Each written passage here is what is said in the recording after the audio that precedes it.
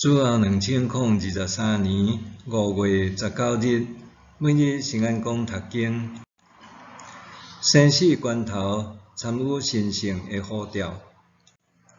圣经咱做伙来听读《以斯帖记》第6章14节到第7章第10节。因还在讲话的时，王的太监来，催哈曼赶紧去赴以斯帖所设的宴席。王甲哈曼来赴王后以斯帖的宴席。王伫第2日的酒宴，阁问以斯帖讲：王后以斯帖，你爱甚物，我会予你；你要求甚物，就是王国的一半，我嘛要予你。王后以斯帖应讲：王啊，我若得到王的恩惠，王若看做好，愿你允准我的请求，救我的性命，救我的宗族。因为我甲我的同胞受出卖，人要甲阮剿灭，甲阮杀死，互阮完全灭亡。阮若简单互人卖做奴隶，我嘛无话讲。因为阮的灾难未造成王偌大的损失，毋过阮要互人消灭啊！亚哈随鲁王问王后以斯帖：啥人敢做即款代志？迄人伫倒位？以斯帖应讲：迫害阮的对敌，就是即个歹人哈曼。哈曼伫王甲王后的面前惊甲皮皮喘。王非常受气，离开酒宴，入去王宫的花园。哈曼看会出王决定要互伊死，就留地求王后以斯帖救伊一命。王对王宫的花园倒转来酒宴的所在，看到哈曼拍伫以斯帖的提议。王讲：伊竟然敢伫宫内，伫我的面前凌辱王后。王讲了，人就砍哈曼的头。事后，王的太监哈婆那讲：哈曼伫因兜采一个22公尺悬的叉架，要将救王有功的末底改吊死。王就讲：甲哈曼吊伫迄顶面。人就将哈曼吊伫伊要吊末底改的叉架顶，王的受气才煞。生死关头参与神圣的呼召，人就算有万全的计划，若毋是上帝的旨意，想要爱顺利完成所计划的，也无一定想要爱做就做会到。哈曼听叹因某瑟利斯和朋友的建议，叫人建造一座悬22公尺的吊刑架。哈曼掠准安尼做，就通除掉伊上讨厌的末底改，搁较通轻易消灭波斯帝国境内所有的犹太人。总是人算不如天算。真臭拄坎，王困袂落眠，命令人甲官方的史料带来读互伊听。结果听到末底改安怎揭发阴谋，对王有功的记录，却发现也无甲伊奖赏。就伫亚哈随鲁王要找人来询问怎样奖赏末底改的时，搁遐尼巧合，哈曼出现，国王叫伊出意见。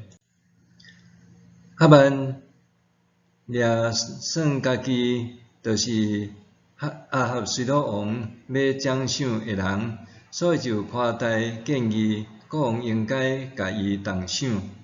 只是无想到讲，国王想要奖赏的人，竟然是伊想要吊死的末底改。结果哈曼不但无吊死末底改，反倒等付出极大的代价，最后搁受吊死伫家己建造的吊刑叉架顶面。这个事提醒咱，任何计划要谋害人的代志，拢毋是上帝所欢喜的。相较之下，以斯帖的计划甲行动，是为着阻止灭族的代志发生，目的是为着救赎。今仔日，咱毋但爱杜绝亲像哈曼谋害性命的代志，甚至要伫咱的处境中，亲像以斯帖共款积极参与神圣的呼召，互人得到讨放救赎。讲到处境化，就袂当无提到一位神学家，也就是台南新学院第一位台湾人出身的院长黄宗辉牧师。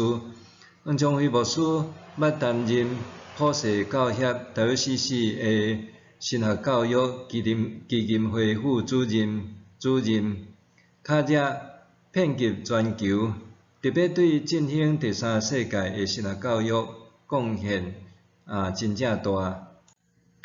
黄宗辉牧师率先提倡实fund化神学的方法论，这伫第三世界所激发的圣经理解，反映着用基督信仰参与伫生活实fund的动态概念。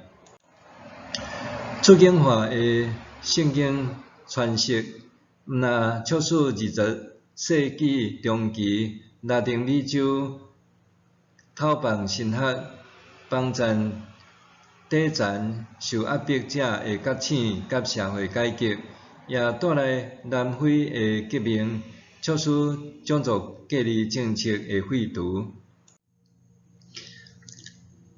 你会当做王后，敢毋是为着今仔日这个危机？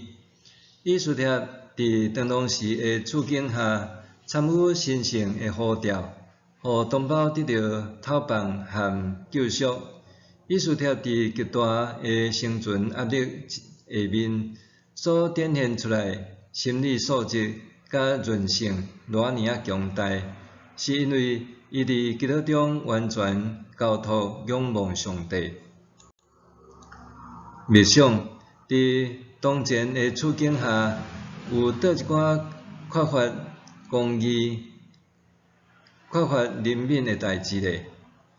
我通采取甚物行动来回应上帝的呼召？伫当前的处境下，有倒一寡缺乏公义、缺乏人民的代志？我通采取甚物行动来回应上帝的呼召咧？